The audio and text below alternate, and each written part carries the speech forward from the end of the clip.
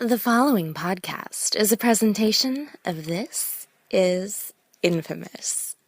Listener discretion is advised.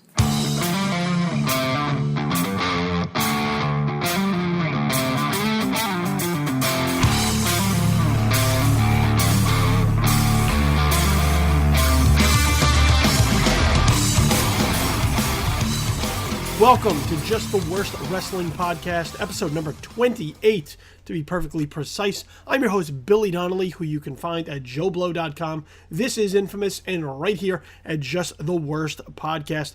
Podcast coming to you a little bit later than usual this week. I've been dealing with some flu-like symptoms.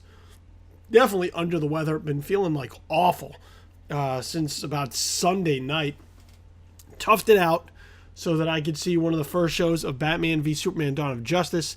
On Monday, was out super late, and ever since then, I've just been battling just body aches and a sore throat, so I'm going to be a little bit raspy here and there from talking a lot, and just some fever, a little bit of fever, some stuffiness, just all bad. It's all bad, but I'm hoping to get all of this resolved, get all of this out, just shoved out through my pores, out of my body before next week when I head to Dallas for WrestleMania 32 weekend. I finally got some of my arrangements finalized and confirmed for what I'll be doing there next weekend, at least for the time being. The two biggest things that I will be a part of, I will be at WrestleMania 32 and I will be at NXT TakeOver Dallas. And I will be here and there in and out of WrestleMania Axxess as well, a little bit. So, and as far as everything else is concerned, I'm still trying to figure out some of that. But I will be in Dallas. That is confirmed. And now at least I know some of my plans. They've been ratcheted up as well. So I'm happy to have that finally out of the way and be excited to be heading to Texas for WrestleMania weekend. How excited? Well, we'll get into a little bit of that as we move through the show. Talk about this past week's events on Monday Night Raw, as well as some other things outside of the WWE. Some big news dealing with Hulk Hogan, as well as TNA. We'll touch upon some of those this week as well. Flying solo this week again, once again, because of the flu-like symptoms, just feeling like terrible all week. It's been tough to really go out and reach out to find a guest. Tried a couple last-minute additions, but the timing just didn't work. So I said, you know what, while right now I know that I can breathe through my nose, while I know that I'm not coughing up a lung, while I know that I am not laying around writhing in just agony, let's just go through with the show. I'll do it myself, and we'll touch upon everything that we could touch upon this week as we are almost at WrestleMania, a little more than a week away from the time I record this podcast. So we're in the home stretch, and that may or may not be a good thing. So we'll get into that in a little bit. I want to start off first dealing with Hulk Hogan as he finally came to a resolution with his lawsuit on Gawker. Basically, Gawker found responsible for the sex tape and posting up the sex tape of Hulk Hogan. And Hulk Hogan was rewarded hugely, as Donald Trump would say. I believe it was $115 million as far as the decision was concerned. Within, I think, another 25 in punitive damages layered on top of that. So, not like Hulk Hogan really needed the money. This was really about principle and a website doing the wrong thing, posting up something that really not in the public interest. I grew up a Hulkamaniac, okay? I was a Hulk Hogan fan. I have met Hulk Hogan. I've met Hulk Hogan's family. Hulk Hogan was incredibly nice to me. His daughter, Brooke, was incredibly nice to me. I cannot really say a bad thing about them, at least in terms of my personal experiences. I know with the Hulk Hogan sort of racist rant that was out there, it's really hard to get past some of that, knowing that you looked up to that guy for so long during the formative years of your childhood. And, I know he's made comments before about hoping that one day he could get back to being in the WWE. And I don't know that that's ever going to happen. He didn't really seem contrite when things went down. And as a result, that's one of the things that you got to do in today's day and age. You do something wrong, you fuck up, you got to just throw yourself on the mercy of the court and hope for forgiveness down the line. Especially in the United States, the American people are an incredibly forgiving people. As long as you are willing to admit how badly you fucked up, they will take you at your word, and we can all move on from it. But when you try to sort of hedge your bets, then people sort of are not too quick to look the other way or move forward. So I don't know that we're ever going to see Hulk Hogan back in the WWE, at least not anytime soon. The only thing is that time heals all wounds, and it's going to take a lot of time to heal the wounds laid out by Hulk Hogan, especially with the WWE being a publicly traded company. But with all of that said, that does not mean that Hulk Hogan was not wronged by Gawker with the sex tape. That does not mean that Hulk Hogan did not deserve some level of justice in his lawsuit against Gawker. The amount of money that he received, I guess, will go as long away as possible to right any sort of wrong that is out there. But that is probably the end of it. That doesn't mean that all of this puts Hulk Hogan now in the clear, or that Hulk Hogan is a good guy. Hulk Hogan is who Hulk Hogan is. Hulk Hogan has done what Hulk Hogan has done, and that's really about all you can say about the Hulk Hogan Gawker situation. I'm sure that he's glad that this is over and done with. Gawker is probably not so much happy about that. I'm sure they're going to appeal and try and drag this thing out, because of the fact that that's a lot of money that I'm sure that they do not have to pay without really jeopardizing all of the operations that exist under Gawker Media. And but beyond that, I don't know that there are any ramifications, positive ramifications, for Hulk Hogan moving forward in any dealings with the WWE now that this thing with Gawker has been resolved. So with that said, congratulations, I guess, to Hulk Hogan on finding some sort of justice, but that is about the extent of it. I don't know that this is going to lead to anything else down the line, just because the sex tape scandal has now been put behind them. All right, one of the other things I want to touch on before we get into Monday Night Raw is Daniel Bryan and what's going on with his situation, his current situation or status with the WWE. As I'm sitting down to record this particular show, we're getting word that Daniel Bryan has canceled his VIP Axxess appearance at WrestleMania Axxess over the course of WrestleMania weekend. It was scheduled to have a VIP Axxess session on Sunday. That has since been canceled, with a replacement yet to be named for Daniel Bryan. Now, this also comes on the heels of Daniel Bryan appearances being canceled this coming weekend, I believe, in New York, in New Jersey, as well as in Washington, D.C.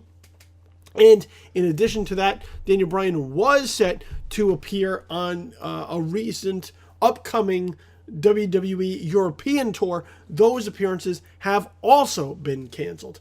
PW Insider had reached out to the WWE, and they were met with a statement that said that Daniel Bryan had requested time off, and it was granted. That's it. That's all that was said. But I'm not willing to take the WWE at their complete word here. It just feels like there is something else going on for Daniel Bryan to not be a part of any of these events.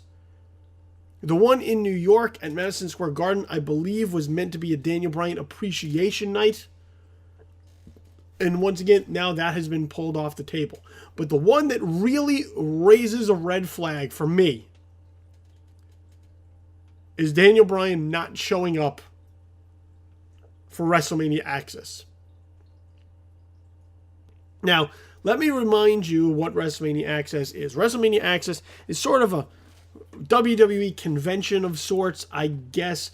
There's some exhibits, there's some interactive things that you can do there. But by and large, WrestleMania Axxess is a time for you to go and have an opportunity to interact with some of your favorite WWE superstars and divas, as well as NXT talent.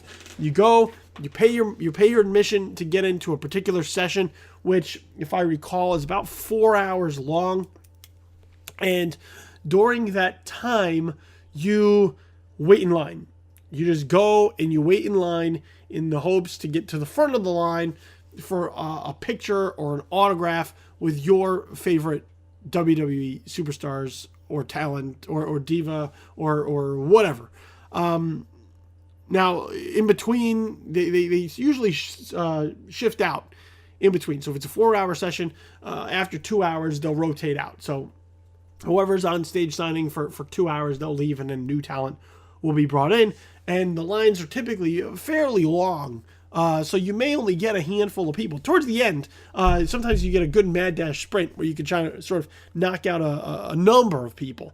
But by and large, you only kind of get a handful of people unless you get multiple sessions. It's just there's too many people now being part of WWE Axxess in order to get sort of everybody or maybe everybody that you want. And plus, because it's so interactive, they shake your hand, they'll take your picture, they'll talk to you, they'll sign autographs. Every person who comes up on the stage to meet with whoever's line it is, it becomes time consuming. So as a result, unless you're like right up in the front of the line, it becomes extremely difficult to be able to get around and get as many as you want. Now, with the VIP section is that you pay a premium admission for a guaranteed interaction with top-level talent. So, for example, John Cena or The Undertaker or Shawn Michaels would be a part of that. Roman Reigns would be a part of that. Mick Foley would be a part of that. Superstar Billy Graham, I believe, until he had to pull out due to some major health concerns, was a part of that. And now Daniel Bryan was supposed to be a part of that. So here is a talent that is sort of put aside for premium ticket admission. Like, if you're willing to pay a premium price, then you get to meet top flight talent. And you're guaranteed that spot. Okay, you wait in line, you still have to go through, but you are guaranteed to be able to meet them, to interact with them, to have your picture taken with them, to get an autograph from them. You're guaranteed of that. Daniel Bryan was supposed to be a part of that this year, and now is no longer. Now, here's where the red flag comes up for me. Daniel Bryan is one of those guys, one of those wrestling talents who genuinely has love and adoration for his fans. Genuinely. I mean, this isn't a guy who sort of blows his fans off or looks down on his fans or just sort of takes them for granted. Daniel Bryan is a guy who genuinely has love for his fans. His fans have supported him for a number of years through the indie circuits, through his world travels, up to him getting into the WWE. His fans help thrust him into the main event picture for WrestleMania 30 and ultimately capturing the undisputed WWE World Heavyweight Championship. So there is no animosity or ill will between Daniel Bryan and his fans. The fans love Daniel Bryan. They've supported Daniel Bryan. They have helped lift Daniel Bryan up to heights that he otherwise may not have reached. And he shows that love back. So, for Daniel Bryan to now not be involved with an event at which his fans have paid a premium price for the opportunity to meet him, something does not smell right here. Something does not smell right here. And it feels like it's more than he requested time off and it was granted. Now, look, could we be reading more into this? It's possible. Could it be that having been so close to the promised land in the WWE that it just pains Daniel Bryan to be around wrestling right now, particularly at WrestleMania time, knowing that he was essentially forced into retirement because of the concussion issues that he had suffered? Absolutely. That's absolutely possible. Absolutely possible. And maybe that's what it is. Maybe that is what it is. Maybe Daniel Bryan, as much as he loves his fans, loves himself just a little bit more and could not emotionally put himself through the ringer of seeing fans feel sorry for him during WrestleMania weekend, at a time where I'm sure, even though he has come to accept his fate, he is probably going to be a bit down about not being able to participate. That is entirely within the realm of possibility. Entirely within the realm of possibility. But at the same time, there's just something about this that just doesn't sit in my gut right. There's just something about this that says to me there is more than meets the eye to what's going on right here. You know, is Daniel Bryan going to be parting ways with the WWE?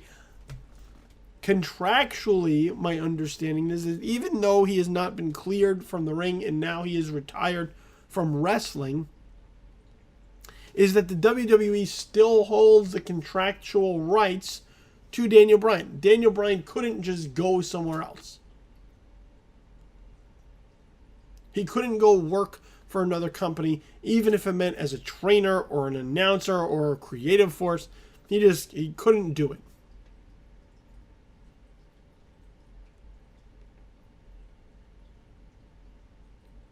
So it just begs the question, what is happening here? Have they come to some type of arrangement where Daniel Bryan is going to break from the WWE? Is this leading right up to Brie Bella's impending retirement from WWE action, where the two of them can go off and start a B&B up in Washington and just and start a family and have a great time?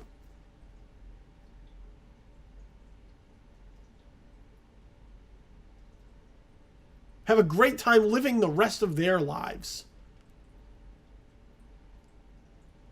We'll keep an eye on this. But knowing Daniel Bryan in that particular way, it would just seem to me that unless there is something major at play here, he would not have walked away from meeting fans who paid a premium price to meet him during WrestleMania weekend. I'm just saying. We'll keep an eye on it, but I think there's some smoke. There's a lot of smoke around here. And we'll find out if there's any sort of real fire burning. Okay, let's talk about Monday Night Raw. Like I said, we are a little bit over a week away from WrestleMania 32 at this point. So, heading into this week, that meant only 2 Monday Night Raws left in order to really sell WrestleMania 32 and everything that was going on. And taking place from Philly, the very spot where Roman Reigns was booed out of the building for the Royal Rumble when he won, 2 Royal Rumbles ago, but also a place that earlier this year embraced Roman Reigns as a possible babyface option. There is a love-hate relationship between Roman Reigns and the Philadelphia crowd, but it seems like it's been trending in the love direction. Under the right circumstances, Roman Reigns could theoretically be cheered in Philadelphia by the hardcore, diehard fans that show up for wrestling events in that town, in that city, in that market, if the WWE would play into it the right way. Now, have they done it this week? I don't think so. Now look, there's a very real chance when you come in to a place like Philly, like Boston, like New York, that your white meat babyface is going to get booed out of the building unless they're set up properly. It's just a fact. And everybody knows it. Anyone with any semblance of any wrestling knowledge is aware of that. That those are tough crowds that don't buy bullshit. They're too smart. Too smart for the company's own good. So you gotta step up your game. You can't just give them what you would hope that anybody else would choke down and swallow. You gotta give them something else that's smarter. Something else that's a little, edgier is not the right word, but let's say riskier. Something that doesn't treat them like idiots. So at that point, I'm not sure why to open Monday Night Raw when you know that the crowd is at its absolute hottest to start the show, you would bring Roman Reigns out first, knowing there is a real distinct possibility he is not going to get the reaction the WWE wants him to receive. It just doesn't make any sense.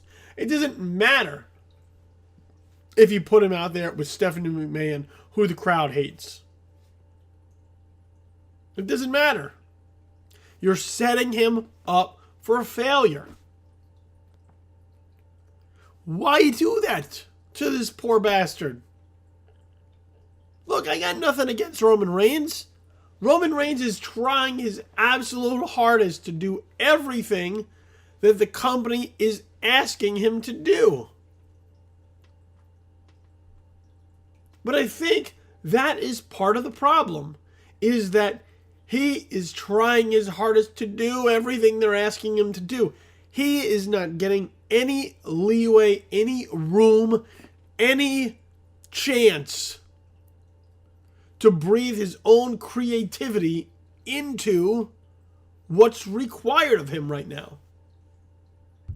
So what we get is something that always feels very disingenuous, very inauthentic, feels very wooden. It's incredibly lifeless. It just feels like somebody going through the motions because those are the motions that they were given.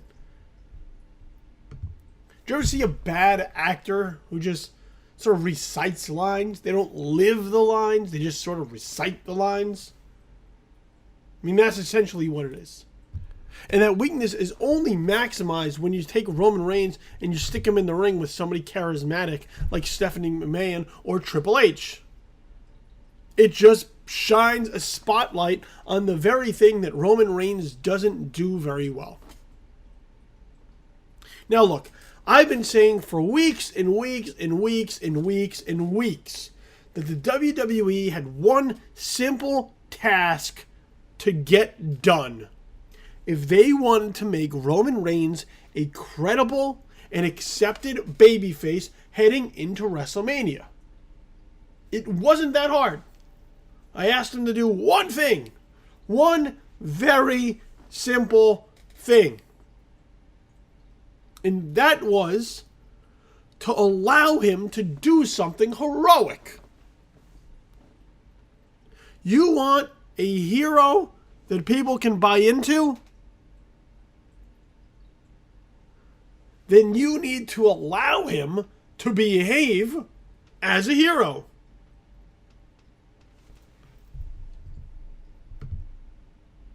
You need to allow him to do something heroic that people can look up to, that fans can rally behind, that we can all look at and say, man, that was the right thing for that guy to do. Why? Because that's what a babyface is supposed to do. A heel is supposed to do things that we look at and we say, god damn it, they cheated again. Or, oh, why can't they follow the rules? A babyface is someone we can say, see, that's the way it should be done. Look, they compete the right way. They win the right way. We all want to see someone live up to the ideals. That's why we don't like cheaters in professional sports. We don't like people who cheat, who break the rules. We look at them and we say, look at them. Look how they've ruined the integrity of the sport, of the league, of the game. And that's why here baby faces and heels matter in professional wrestling / sports entertainment. But you look at Roman Reigns and they continue to fail at allowing him to do heroic things that would establish him as a heroic babyface. Even in his opening interaction with Stephanie McMahon, where he sort of was dismissive about her, which has very sort of sexist undertones a little bit. Even if she is sort of a power-hungry woman, just him sort of shushing her, in this day and age, rubs some people the wrong way. But the point I want to make from this interaction is that even during their conversation and her pointing out that Triple H is not there in the building and this is when Roman Reigns decides to show up, she points out that he's opportunistic to come out when Triple H isn't even here.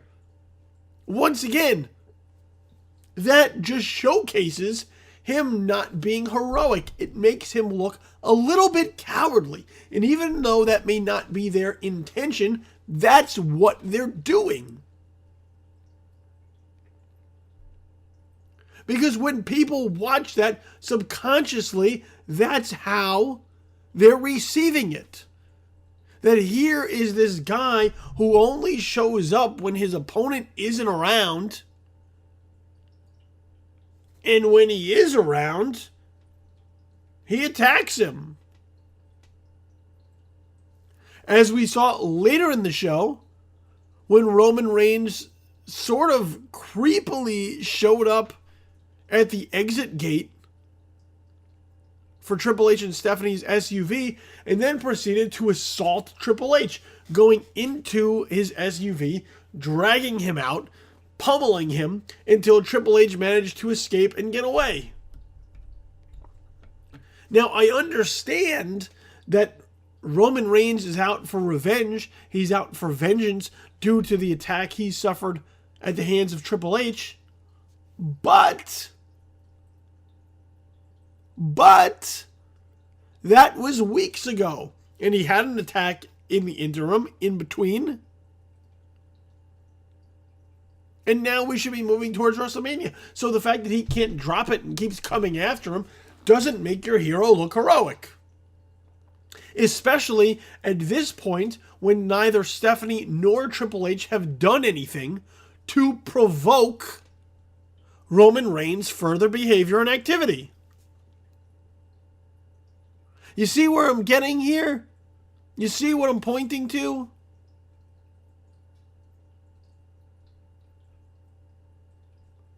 What they're doing whether they intend to or not, is once again setting their babyface up for failure. They're putting him in a position to not be seen as a good guy. There's very mixed signals being put out there. Now, let me double down on this a little bit further as far as the mixed messages are concerned. Let me shift gears to the Intercontinental title picture because it sort of plays in to where the World Heavyweight Championship is also laid out. So, early in the card, you have Kevin Owens confronted by a number of individuals, Dolph Ziggler, The Miz, and Sami Zayn, about who's going to challenge him for his Intercontinental Championship at WrestleMania 32. With all three individuals laying out their claim. And Kevin Owens says that he's going to talk to the Authority and arrange for a triple threat match later in the night to find the number one contender. Okay, well and good. So he goes in the back and he talks to Stephanie McMahon, and Stephanie McMahon gives him the clearance to go ahead and line up this triple threat match.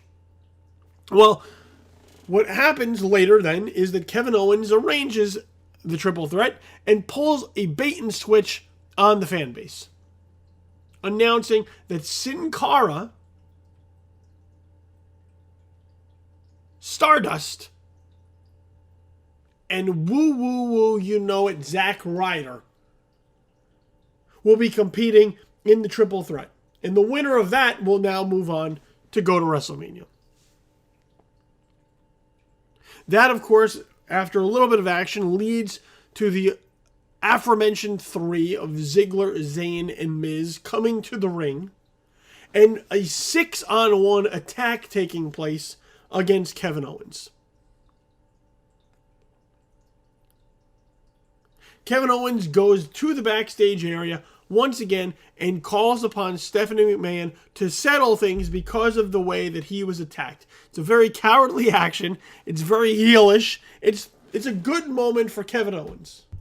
Until Stephanie McMahon opens her mouth and has this power play with Kevin Owens where she's going to stick it to him and now make him face all 6 individuals in a ladder match with the Intercontinental Championship on the line at WrestleMania 32.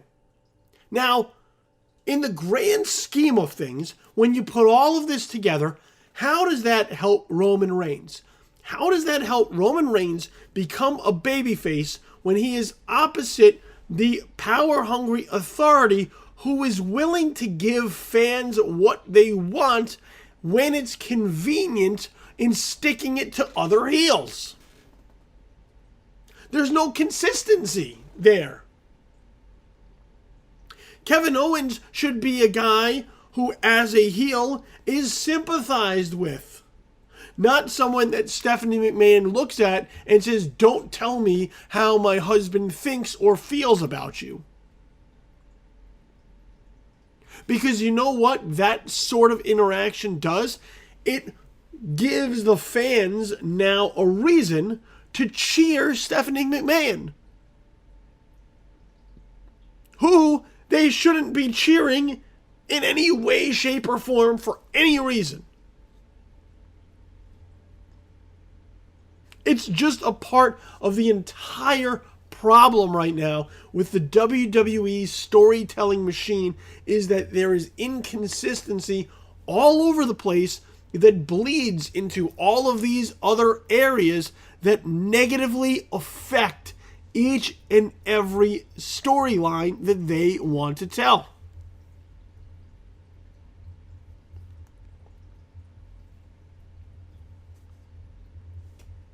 I mean, you could just look up and down the card and there's no consistency. Why is Dolph Ziggler coming out to confront Kevin Owens after his interaction with Triple H and Stephanie McMahon last week, which is only briefly mentioned and then passed by? It just doesn't make any sense. And what you have then is a bunch of half-baked stories that the fans look at and they say, "I don't really know what to make of it." which leads to indifferent crowds, declining ratings,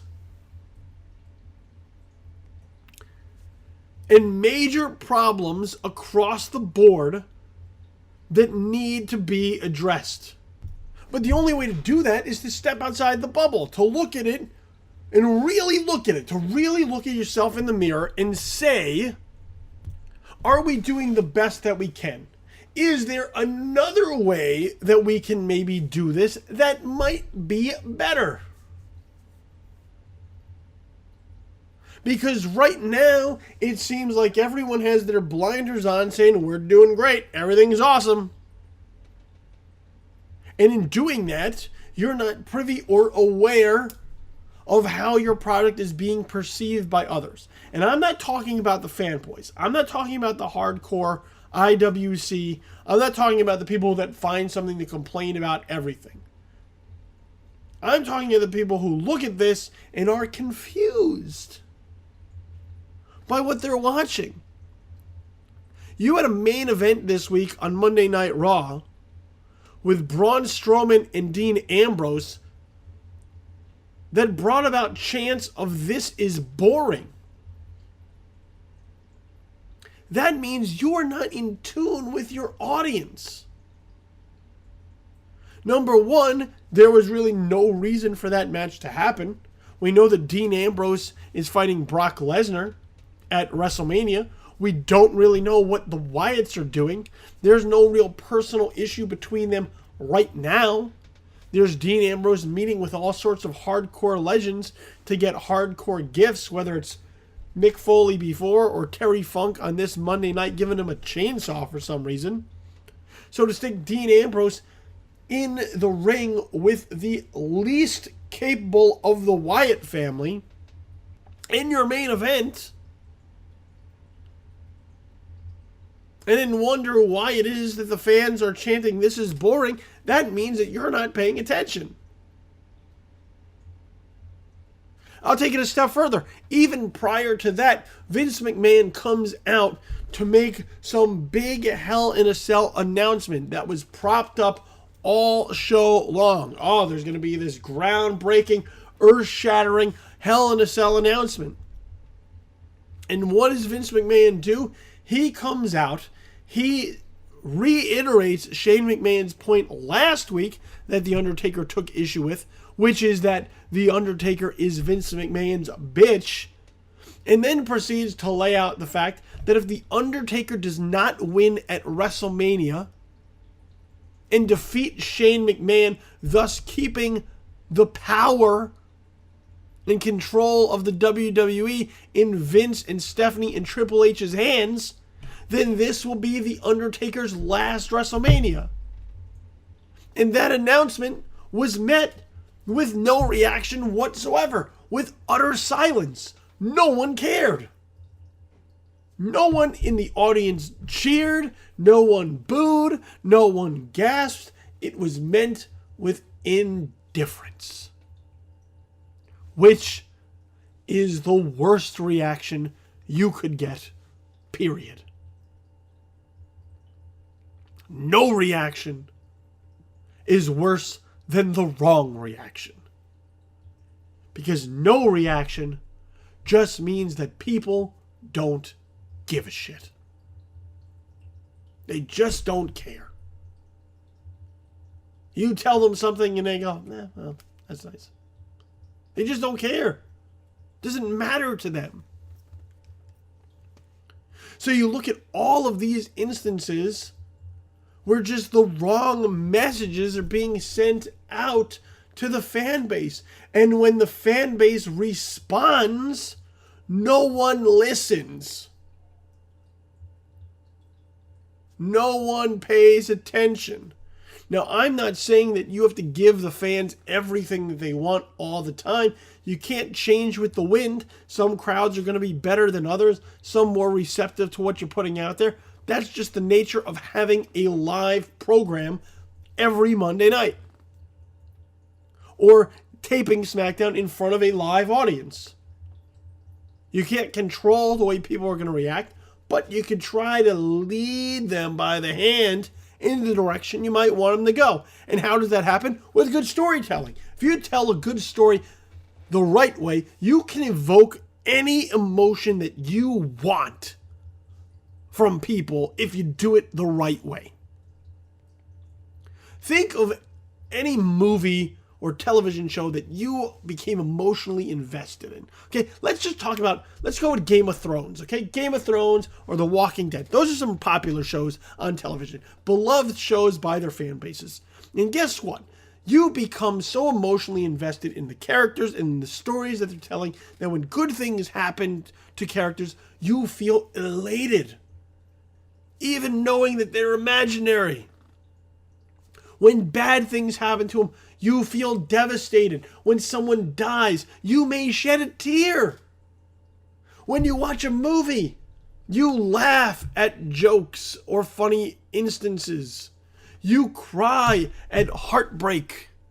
Why? Because the films and the television programs have led you in that direction. They have given you the material to consume to feel something for it. Now, when you do that right, you can get the fans, you can get your audience to basically react however it is that you want. It's when you do it wrong, when you do it incorrectly, that is when you get your audience reacting in all sorts of ways, or not reacting at all. I'm going to give you another example of the way things poorly being displayed on WWE programming affects the way that you perceive them. So, we have a big match coming up at WrestleMania 32. A handicap match. A 3-on-4 match between the New Day and the League of Nations. Now, the League of Nations came out last week. They attacked the New Day, and they got some heel heat on them. Awesome! That's what they should be doing. Go after the people, the talent, the wrestlers that fans love, and that's how you'll get hated. So what happens this week? The League of Nations come out, and they say a few things, and then the New Day come out and take center stage as the League of Nations stands ringside. Now, the New Day is hit or miss, okay? They can be funny at times, other times they miss terribly.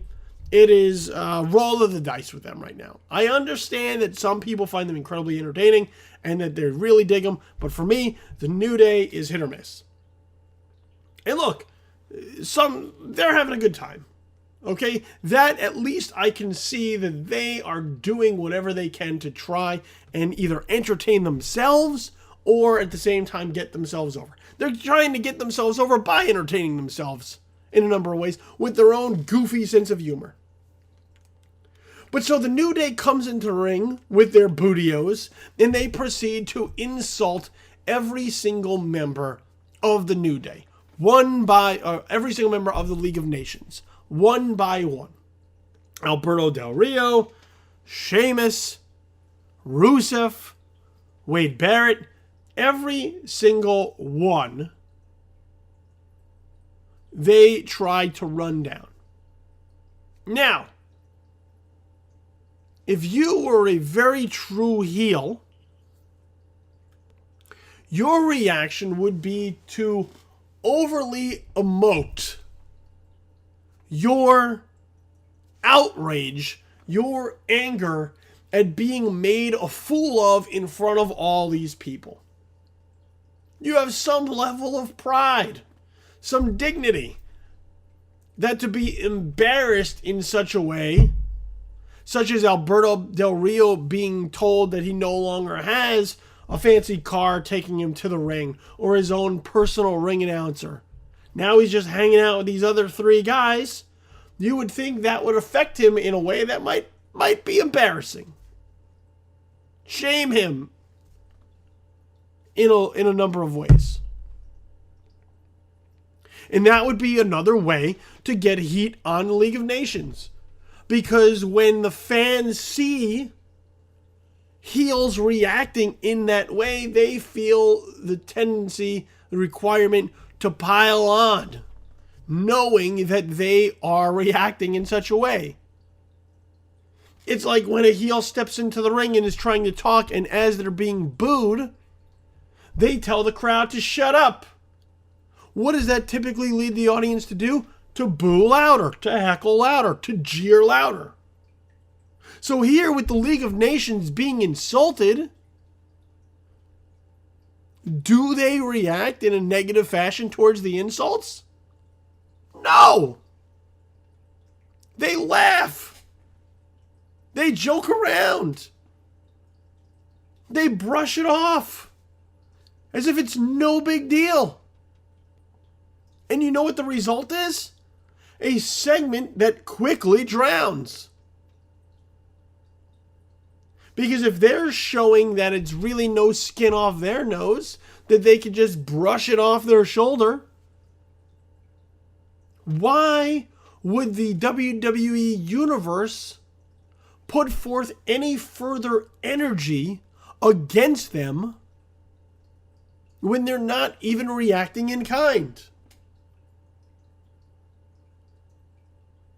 You see what I'm saying? There's just no consistency into telling the story correctly. And it's little things. It's just little things. Little tiny things that add up to big problems. And they need to be addressed, but no one wants to address them because everyone's in the bubble with the blinders on saying, nope, everything we're doing is working out fine. I hate to break it to you. It's not working out fine.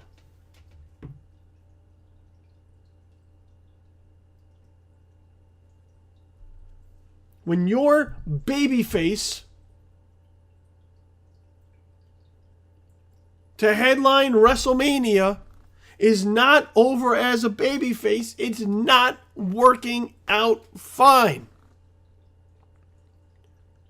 When your announcement that The Undertaker may be forced into retirement if he loses at a Hell in the Cell at WrestleMania, when that's met with silence, it's not working out fine.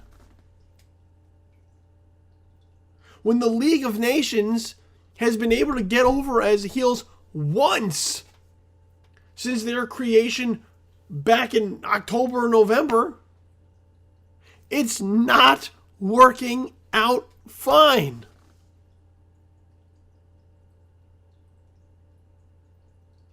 None of this is working out fine. Actually, that's not true. You know what's working out better than it originally was now that they've sort of addressed the problems? The Divas division, or as I like to just call it, the Women's division. For me, heading into WrestleMania 32, the triple threat match between Becky Lynch, Sasha Banks, and Charlotte is the one match I am looking forward to more than anything on the card. And I hope it steals the show at WrestleMania 32. I know those three women are going to work their asses off to do something fantastic and put women's wrestling on the map in a major way on such a big stage. And I'm emotionally invested in that story because they're giving me a story worth following. They're simplifying those characters and letting them interact with each other.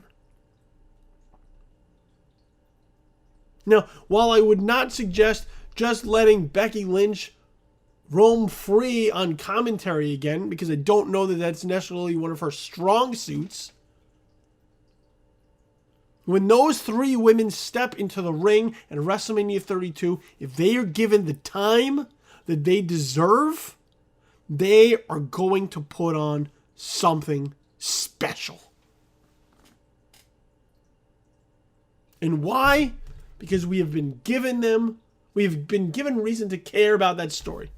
Another story we've been given reason to care about. Why? Because it's so simple. Is AJ Styles versus Chris Jericho. Chris Jericho has literally resorted to the old heel turn motivation of, you are cheering more for this other guy than me, and I deserve better than that. And he's whiny about it. And he's complaining about it. And as a result, people hate that.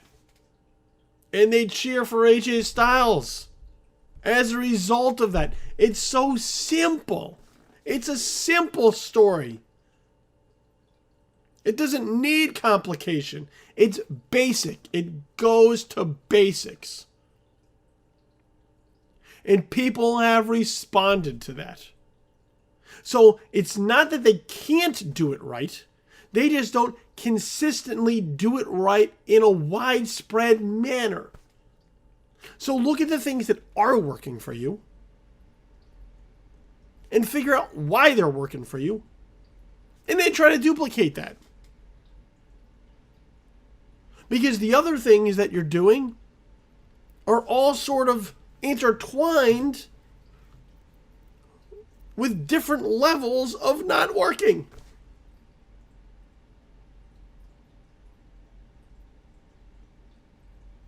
You got to figure out these issues. You can't, it's probably too late to fix them for WrestleMania. And this is why at least I have some intrigue, some interest in the Undertaker Shane McMahon, because there is a part of me that would like to see Shane McMahon somehow go over in this match, even though him beating the Undertaker at WrestleMania in Hell in a Cell seems preposterous. No matter how Vince McMahon wants to say that Shane might be the most formidable opponent that the Undertaker's ever faced, as if he forgot that Brock Lesnar was on his roster. But only because it gives them a chance at a hard reboot without really coming out and saying, we've been fucking up, we gotta fix this. That maybe if Shane is in power, they can right away, the next night, just boom, start changing things wholeheartedly.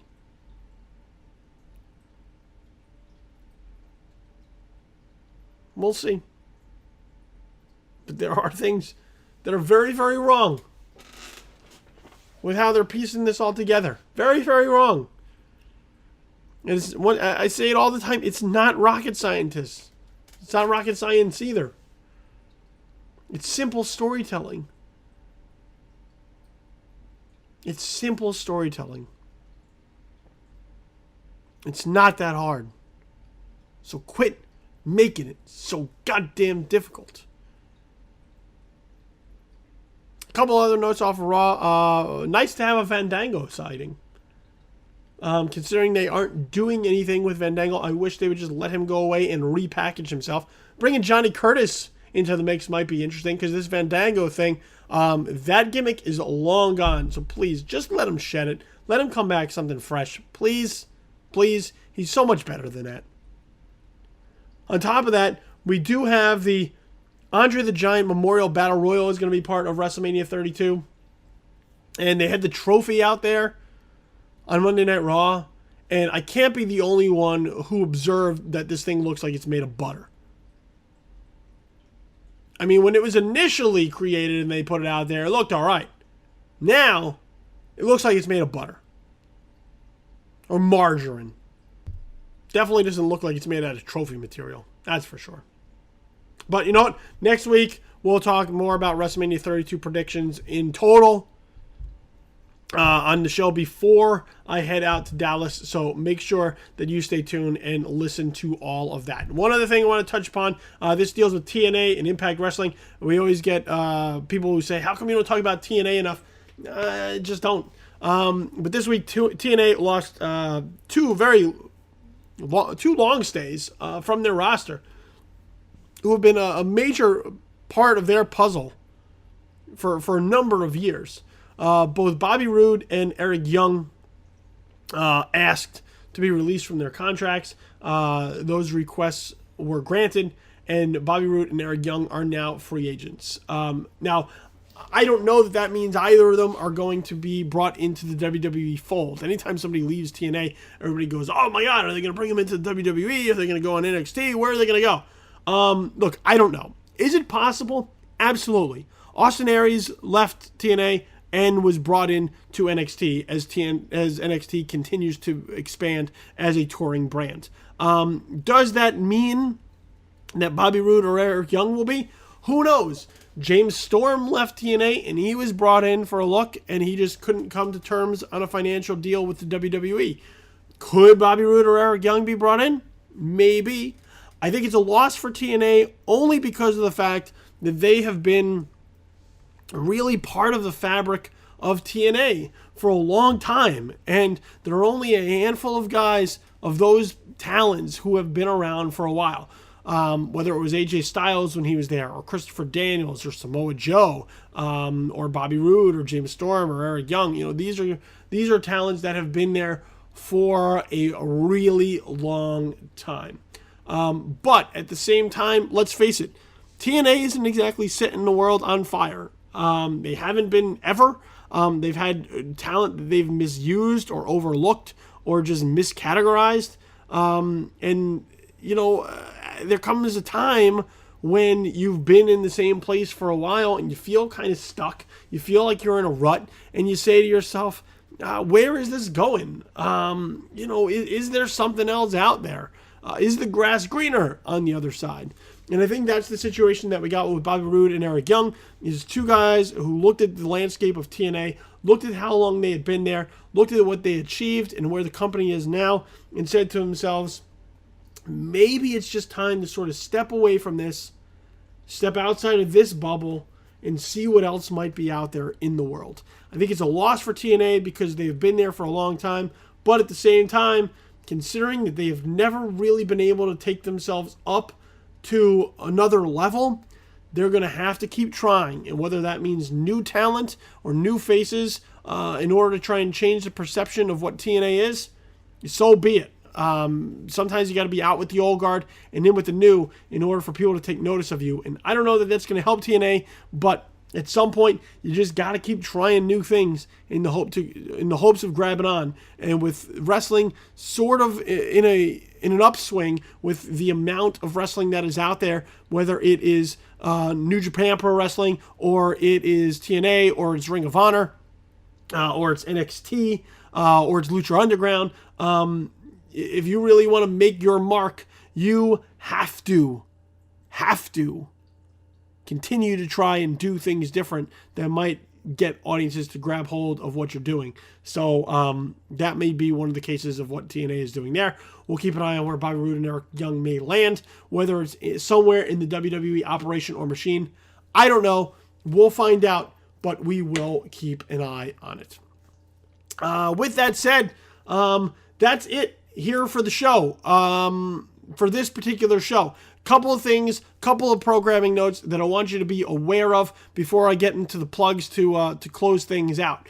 Number one, next week we'll be talking WrestleMania 32 predictions. We'll talk the Go Home Show of Raw. We'll also get into WrestleMania 32 predictions before I catch my flight and get the hell out of here in order to head to Dallas. Once again, I will be at Axxess throughout the weekend. I will be at WrestleMania 32. I will be at NXT TakeOver Dallas. So if you follow me on Twitter, at some point, maybe it's we if you're listening and you're in town there, maybe our paths will cross. Beyond that, I've got a YouTube exclusive interview. Talk to the WWE Divas Champion Charlotte earlier today. That interview will be going up on YouTube, on our This Is Infamous YouTube channel. It'll be going up by the time you get this within the next 24 hours or so. You'll be able to catch that interview on YouTube. I talked to her for like a good 15 minutes or so about the lead up to WrestleMania and a bunch of other things dealing with her career.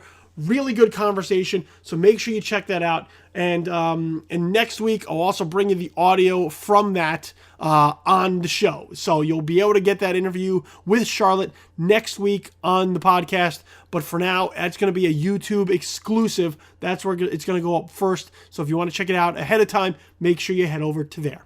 Make sure you follow all of the social media accounts for us on Twitter, at JTW Podcast. That's the official Twitter handle of Just the Worst Podcast. So every time that there's a new episode that goes up, you can be notified of it there. Once again, at JTW Podcast. Also, at Tis Infamous. That's the official Twitter of our mothership. This is Infamous. We are still under construction, but very soon we'll be pulling the trigger on the rebuild. So when you want to be notified of that, and sometimes we have some cool contests that go up as well, make sure you follow us at Tis Infamous. And myself at Infamous Kid, 2 Ds at the end, KIDD, at Infamous Kid, for all of my random ramblings and musings. You follow me there, you'll get all of it, and you'll be able to sort of get an idea of where I am in Dallas over WrestleMania weekend. Over on Facebook, facebook.com/justtheworstpodcast, facebook.com/tisinfamous, and facebook.com/BillyTheKid. Work through those Facebook notifications, but always good content going up there as well for you to be able to follow. So like those pages, and you'll get a lot of notifications and good stuff there as well. Podcast can be found on SoundCloud. That's soundcloud.com/justtheworstpodcast, or whether you use Google Play or the App Store, whether you have an Android or an Apple device, you get the SoundCloud app. And as long as you're subscribed, you can have all of our shows and all of their episodes, every single podcast under the Just the Worst Podcast brand in the palm of your hands, whether it's on your phone or on your tablet. So get yourself the SoundCloud app so you can listen to all of our episodes of Just the Worst Wrestling Podcast. So once again, soundcloud.com/justtheworstpodcast or the SoundCloud app. You can follow me and all of my work on a regular basis at joeblow.com. This is Infamous, or once again, right here at Just the Worst Podcast. This has been Just the Worst Wrestling Podcast, episode number 28. I have been your host, Billy the Kid. I'll see you back here next week for WrestleMania 32 predictions. Keep an eye out for that awesome interview I had with WWE Divas Champion Charlotte. And in the meantime, you make sure you kick out before the count of 3 and hit those ropes hard, because them's the rules. Have yourself a pleasant immediate future. I'll see you next week. I'm out for now. Peace.